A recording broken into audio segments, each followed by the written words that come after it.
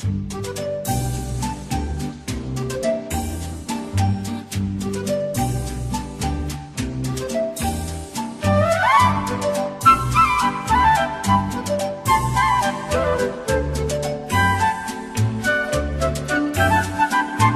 are very welcome. Right, welcome to another episode of Wisdom Wednesday.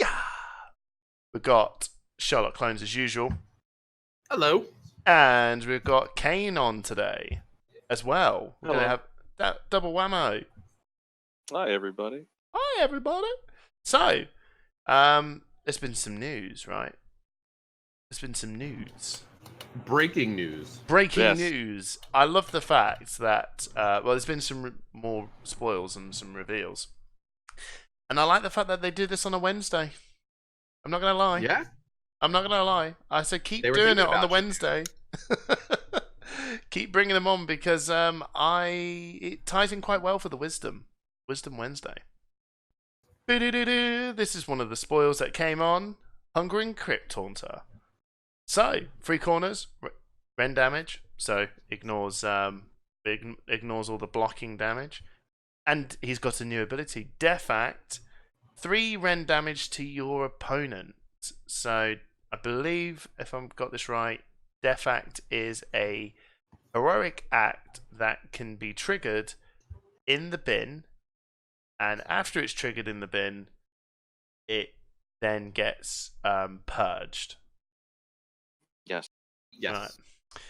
And it's weird because someone then did say, "Oh, could you Death Act then heroic act?"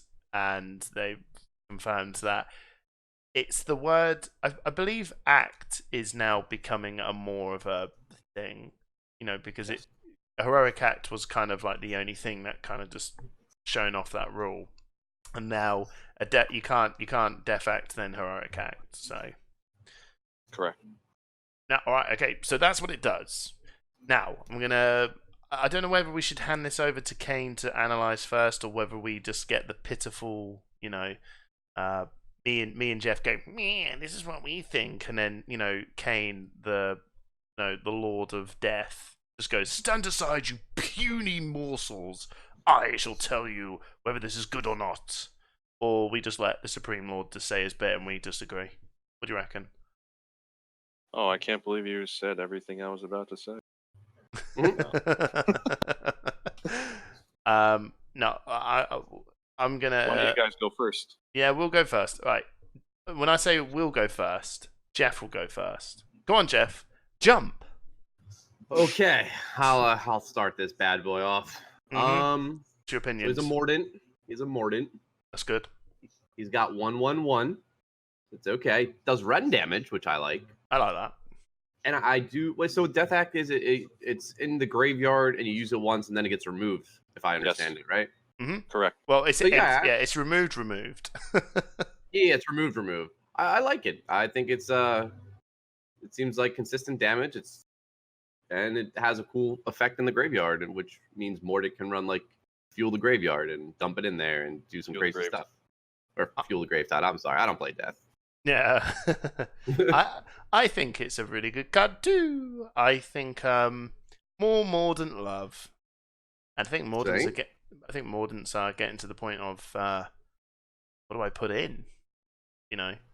How do You mean they might have choices? Whoa! I know they do have choices. Oh my gosh. They do have choices now. If I shift this over here and I get out my cards. Let's get my cards out. Ew. So there is okay.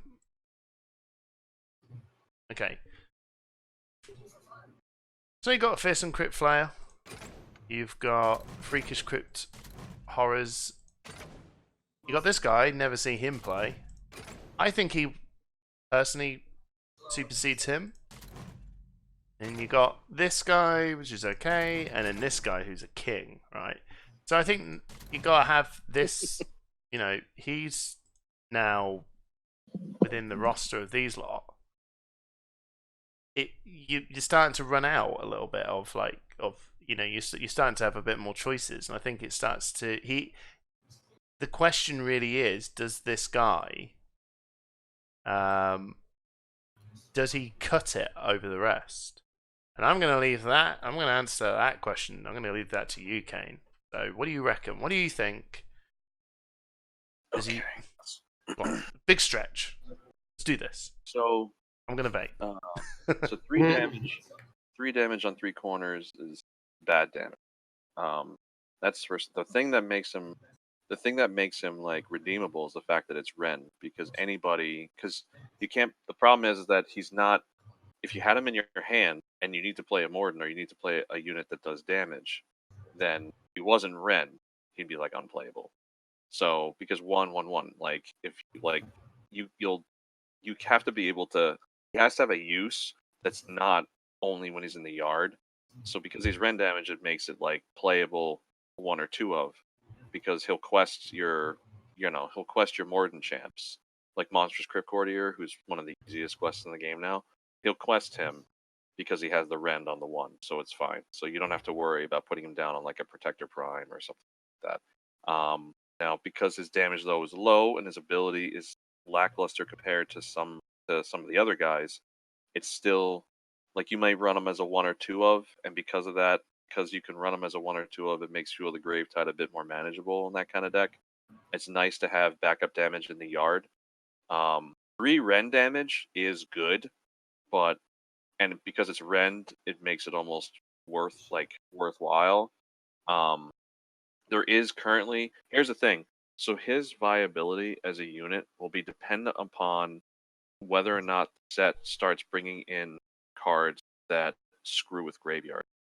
So Yeah, that's because one of the things when you were just saying that I noticed is that you say 3 Ren damage to your opponent, and because the damage is coming from the bin, there's no blocking unless there's no way you can block. no, it's going through. It's gonna kill you. Yeah, it's like it's the whole what's it? Feed the Maw. Like Feed the Maw can supersede and yeah. Yes. And he's in that same boat. So the fact that it's rend, maybe there's going to be some blessing, maybe, or maybe there are blessings. No, but I think maybe there are blessings that. No, they're lane based as well. Everything's lane based. The thing is that the more they make stuff that lets you do stuff in the yard, like this guy Archon. Mm-hmm. The more Death the more that Death gets to use the graveyard as a resource instead of it just being a graveyard like for everybody else, the more it tells me that you'll start to see graveyard hate. Like if they come out with like if the other factions get a card that says purge this card out of your opponent's graveyard or whatever as and for pitch battle it'll be a great sideboard option. The viability of this guy goes down, but it's highly unlikely that you'll see that in the app for the best of 1 series because you're not always going to play Death, so a card like that might not be as viable. So I see this at the moment. I would definitely run 1, probably not 2, probably just 1 of this guy if I wanted to run him. 1, maybe 2, but it really depends on like what else is set on how real he is, because he's still not better Tireless Crypt Player, still not better than Fearsome Crypt Player. He is better than most of the other Morden besides those 2 in terms of unit. The only reason, like Freakish Cryptar is actually not a good card. The only reason why Freakish Cryptar, that guy's the best Morden that's out there. The new one is the Tireless. That guy, the only reason why he's played is because he has the ability to multiple quest different champions in Death because he deals damage and gains health. Tireless is the best Morden in general. Yeah, Tireless is the best. Yeah. Yeah. Yeah, he's nuts. Yeah, he is really nuts. He's definitely a 3 of. Yeah. So this guy here, this guy's a trap. That reason why he's a trap is because while he looks really attractive, a 6 damage on a 4 corner unit is actually not a good card, because 4 corners means 5 turns, and it's not good. Like 6 damage isn't really worth that length of time, and the only you'd want to see something like this is if you want to do fancy stuff like play him on a royal hunt that's flipped, or like you want to play like Black Hunger or something. Like without damage amplification, cards like this are not good cards in general when they have no other effects go along with them. It's not worth it. What's your view? What do you think of Yeet of the Yeeter? He can start this time since I started the last one. Yeah, go for it. Kain, what do you reckon? 4 damage, 3 corners with the next corner. Stacking is good.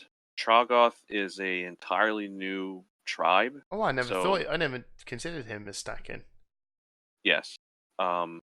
Because he's stacking, that gives him more viability with other stuff in general. That's good, especially in Destro. You want to play him with Grots, it seems, so you can use his Heroic Act. Tossing a card for 3 damage, so that's 2 cards for 3 damage, because it's the Heroic Act is 1 card, and then the discard's the other. So unless there's something... And 4 damage on 3 corners is pretty lackluster. Unless there's some crazy like Heroic Act synergy, like I guess with like the Ogre stuff maybe.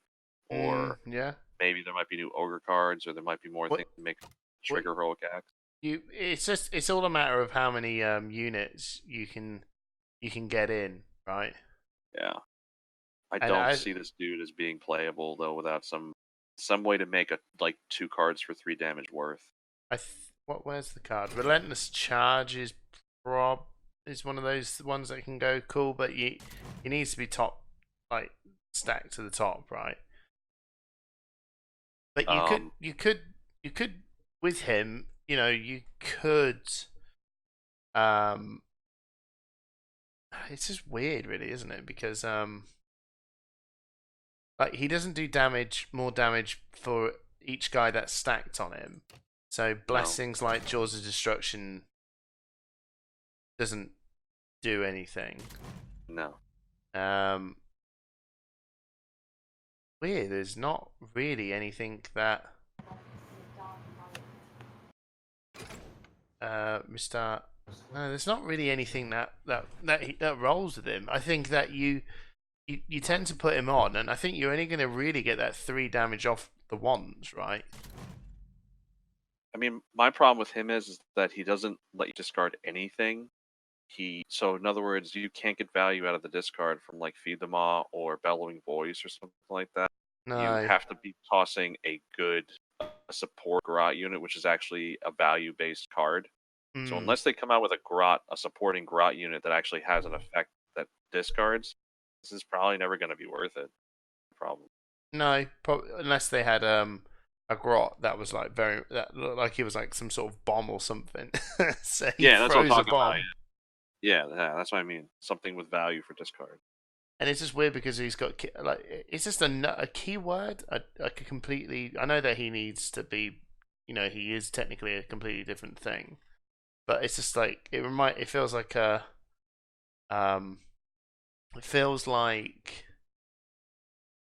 Squigs at the minute. Do you know what I mean? When the Squigs came out in set 3, and there was just not really. There's just 2 units. Yeah. And there was a champion that worked with them, and that champion's good, but there was just no units to really back it up. And I just feel like it's just going to be another this one-off unit that has this odd tag on him that's like, what does that mean? What does that do? Yeah. Squigs are only half of an archetype right now. Well, they're not even half. They're just basically 3 cards. Well, I mean, it's got the mill archetype attached to it. Yeah. So you try to fill it in with Grot stuff. And maybe Trogos is probably going to be just not a thing. Like maybe they're just like this odd thing that you might have. But I don't know. Right now, there's no. Like sometimes you can see someone and their head's a bit of a. It's like with Death, like you can see the synergies because they've already established a lot of their stuff, and you're starting to see some of their things come about. With Destruction, I feel like it feels like every faction has got a different way of how they're built every time. Like Chaos is just because they're tagless options, they've just got a lot of free reign of everything. And Destruction was here's almost every orc, and then we're kind of building ogres and grots on the next two. And there's something, right? And with Death, it was like here's everything, and then every set is just built on that. And then Orders turned around and went, here's three different ways of playing. And it's like every faction's just got this weird way of how they've been distributed out, if that makes sense. Mm-hmm. I don't disagree with that. What do you think, Jeff? Yeah, sorry, Jeff. What do you reckon? Oh, you guys remembered I was here. How nice of you. Well, you can chip in. I'm just kidding. I like the card actually. I mean, I don't like the fact that. I mean, I don't really think you're gonna want to stack this on stuff because it doesn't do anything. But I mean, the 3 damage for heroic act isn't that bad. But you need to have him stacked on a grot to do right. I mean, for the heroic, yeah. I mean, like, you know how like a lot of the times when you stack something, it'll do like extra damage or something for every stacked unit or something like that. I mean, this isn't the worst. I don't think it's 4 damage on 3 corners, which is okay, and it has a pretty cool effect. You know what? I like it. There. Yeah, but okay, fine. I like it thematically. I think it's. I think thematically this is very fun. I'm sure. I mean, we haven't seen all the cards, so like you guys were saying, we don't really know what it synergizes with. There might be other cards that synergize with this, and it ends up being like a really good card. But on the face value, it's an okay card. Yeah, it does. It's weird. It just does. I don't feel like this set like right now. I thought that I was very much wondering. I wonder if they're just going to build on what they've got, because Destruction really doesn't have a lot of factions. They have Savage Orcs, Iron Jaws, Ogres, Grots, and that's kind of it, really. You know what I mean? Trolls. They have trolls. Yeah, they do have trolls. Yeah, Troggoths can be a thing, but they tend to just really get lugged in with the Grots. Like because they're the herders, I think, right? They control the trolls, something like that, or I don't think they're just kind of like the big guys. Like Grots are very much just they just utilize. They're so thick that they just go, okay, we can just the Grots are the brains, but they're not the brawns, and the Troggoths are the brawns, not the brains, and they they herd them in. You're very right. I forgot. I was thinking of Lord of the Rings. Yeah, no, these guys are they're the brawn of the Grot army, so they're going to be, and they'll the leader of that will just get some sniveling little Grot and just throw him, which is exactly what this guy's doing. But I just don't see Troggoths as a fully faction. They're going to be something that should tie into what Grots do. So you might get something, but I don't see like a fully troll deck. I think that we're gonna get some Grot love in this, in terms of it's gonna potentially just get some more, probably build on Squigs a bit more. I was really surprised with Troggoths, but when I saw it, I was wasn't surprised, but I wouldn't turn around and say that Troggoths is going to be a fully fledged faction. I'm ready. Sherlock. I'm ready. Devotee of. Oh my god. So we've got the devotee of Kain. Yeah, not me. The other one. The other one. Okay, so. Did you want to hit in? We were going to hit in you first. Go on, you hit him first. You haven't spoken much. So, Devotee of Kain, go. What do you reckon? So I don't like the X corner in the beginning. Mm-hmm. You know what this card kind of reminds me of is that Nurgle's card. I forget what the name of it. Where you can have Festering Nurgles, where you can have 7 of them, where they increase by whatever's next to them. Oh, Festering Nurgling. Yeah, Festering Nurgling. Does anybody run that card? No. For fun. Yeah, for fun. I mean, the only cool thing is that it does damage like as a heroic act, but then you have to remove the elves. So Oh, like, I've got something to add to this, which Strath Loman pointed out, and it's a spell. It's Azurite Halo.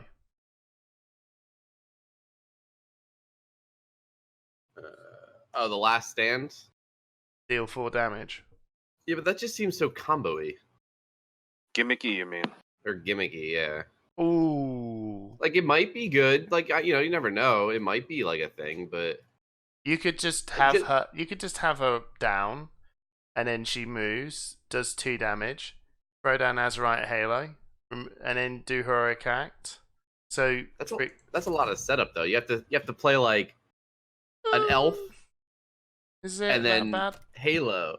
I mean, I'm sure someone will come up with the thing, but just on face value alone, I just don't like the card really. As an elf, I would rather have seen like a damage corner on like the first corner to keep with all the other elves that pretty much have damage on the first corner. Mm. But You're not. So you're not a fan. I am not a fan. No. I think Okay, so you're not a fan in terms of raw, especially considering its rarity. Yeah. I don't know why yeah, it's it's a a rare. rare. That doesn't really seem like a rare to me. Oh, it's the. I could be wrong, but I'm not seeing the rare in there. Well, we need to see the rest of the set to make that determination. Oh no, don't. I mean that is true, but I'm just basing off my other elves that I know of, and it just doesn't seem very good. It seems okay. It just doesn't seem very good though. Okay, so here's the thing that what I was pretty surprised about. I was quite surprised that it isn't. They didn't go for a completely different tag. I was also surprised by that. Yeah. That this set is going to really boost up elves. The elf tag now. It would be different. Like I think they really need to come back and work on things that need help right now, like they did with like death and stuff. I thought there would be their own tag. Generally thought they would have their own tag, but now they seem to just they very much gone. Here's a load of stuff that's going to really help out. But maybe as well, what they'll probably tend to do is that they might also flesh out some other factions as well, and your new faction is just fleshing out elves a bit more, maybe. So it's not going to be a complete total elf thing like they did with Sylvaneth.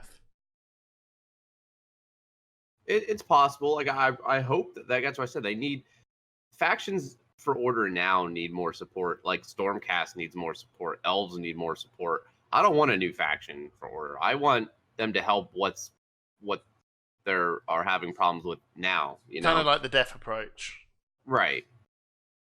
I could care less about a new faction for Order. Order right now in general is the worst faction. They need help now. Yeah.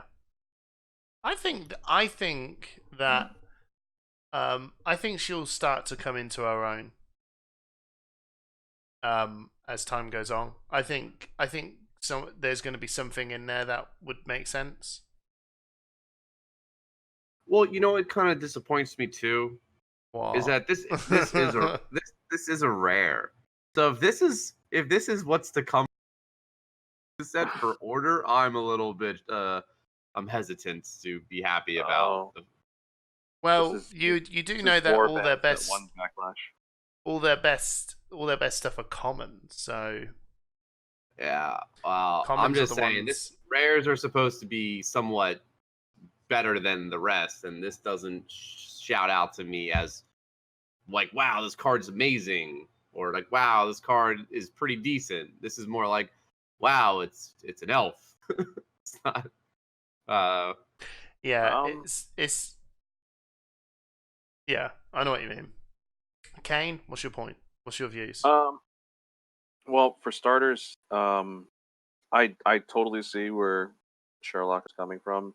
Because and the reason, and he's not wrong. The problem is that this is not a standalone good card. This is an engine piece, something. So, and just like Nurglings, like say, so so you say to yourself, like, well, you know what? I love the fact that you could play 7 Nurglings because you play 3 in a row, then the damage is insane. That's true, except you only need one answer for 3 cards, and it's just remove the middle one. So this is a similar problem. It's like, oh, I have the setup where I can do amazing damage, except the answer to my incredible engine setup that requires 4 cards is just remove Devotee of Kain, and then nothing works anymore. What I'm left with is a bunch of bad cards that don't work anymore, which is true. However, that's I think that's more of like we're sort of seeing it with only half the information. There might be a lot more things that make this more viable, that make it more justifiable as a rare. Um, but like, but I will say that looking at this card by itself in its own, in its own uniqueness, an X1/1 with that ability is garbage. So it's like hopefully it has the support to make it worth its rarity, but we don't really know yet. And when it comes to competitive decks, competitive deck building, strictly speaking, competitively, not casually, you tend to want to reserve, unless you're playing a combo deck with specific pieces in mind, you tend to gravitate towards units of cards that are really good on their own and don't require other cards to be good. So, like on that sort of high tier perspective, this wouldn't meet that standard. Indeed. Well, should we move on to the last one of the spoils? Sure. Yeah. Da-da-da. We'll end it with chaos, right?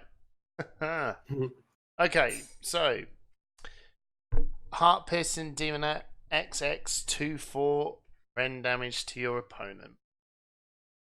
So, shall I kick it off? You are the chaos man, guy. you know. I'm the chaos guy. Okay, so as a card as it stands now on its thing, I am a little bit meh. I don't think it's okay. Okay. I mean, I immediately look at this and go, okay, so 6 damage rend. Alright, okay, sniff that. Reckless Juggernaut, 3 corners, also 6 damage, but not rend. So, okay. But I don't think what I'm looking at this about the Demonette is it's more than just what this card value is. Because right now I'm just sort of like, okay, that's it's okay. It's okay. The thing that struck me as interesting is the Slanesh tag. Yes. That's the big so the 2 things showed off is that okay, we're gonna have Slanesh. Right, that's the first thing.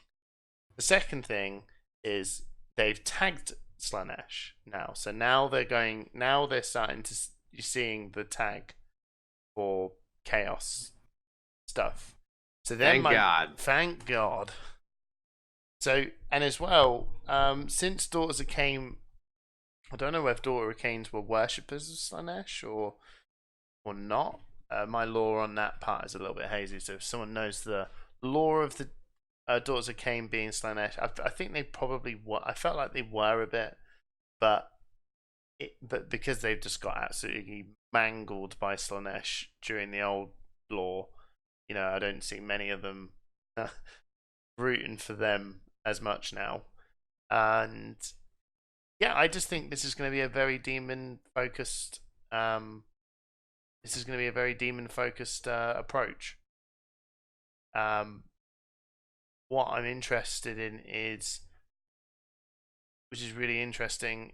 I don't know. Really, I was very shocked. Slanesh was the thing that they're going to go for. I really was really surprised. I was betting that as the lowest one. But when I look at it, I'm also thinking, well, Slanesh is also a new release that's came out in the Age of Sigmar tabletop version, so that makes a bit of sense. But it's just also, I would have thought that they might have brought out the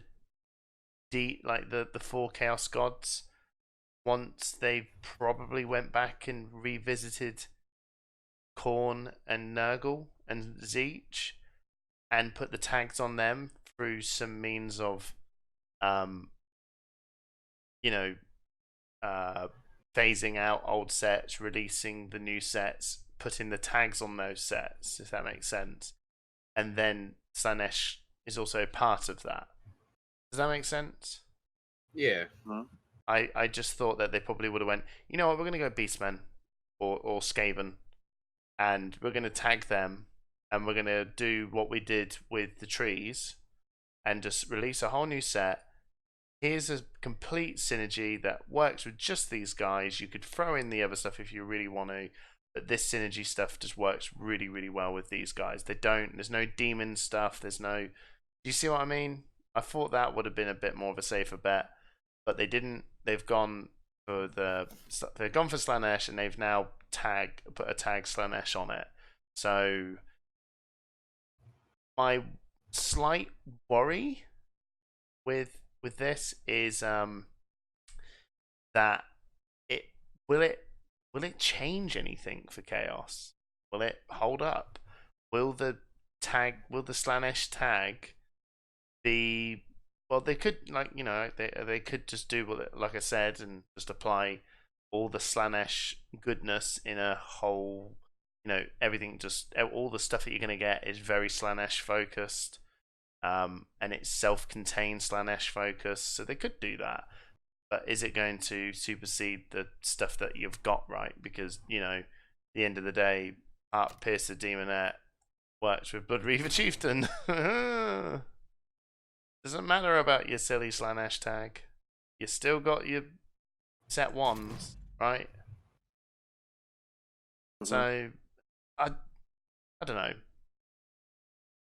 I just feel like all the cards they revealed were just meh. I don't think any of the cards that came out were like amazing. I feel another weird thing is that I feel like the cards that they revealed were cards that I felt like that should come out somewhere later on in the reveals.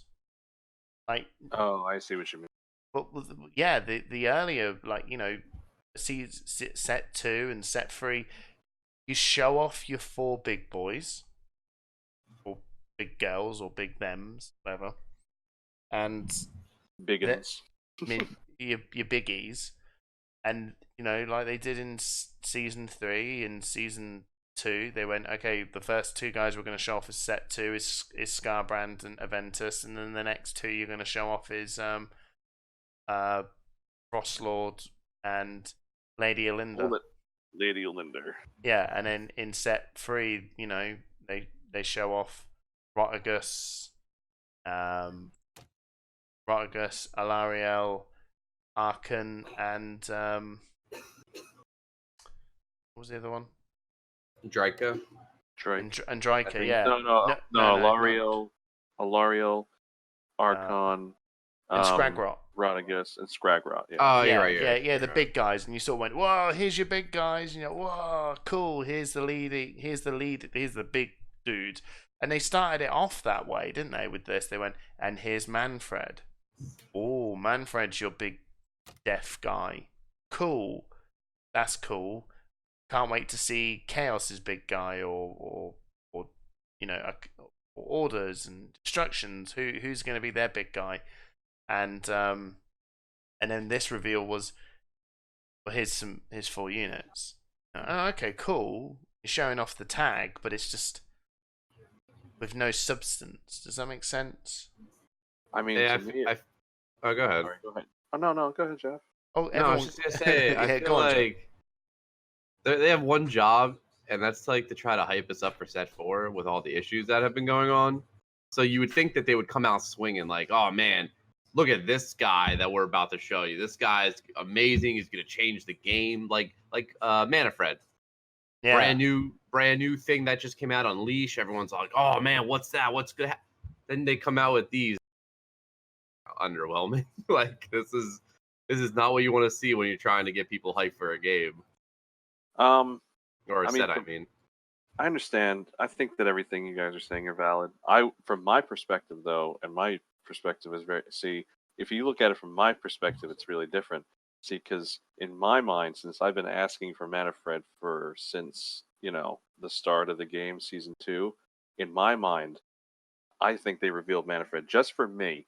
So, so as far as I'm concerned, that worked out just fine. Which means that it's like, so when you think about it that way, and then they just start showing regular cards, it makes perfect sense. I just, but yeah, all right. They did you a favor. Yeah. How about they do the rest of us a favor?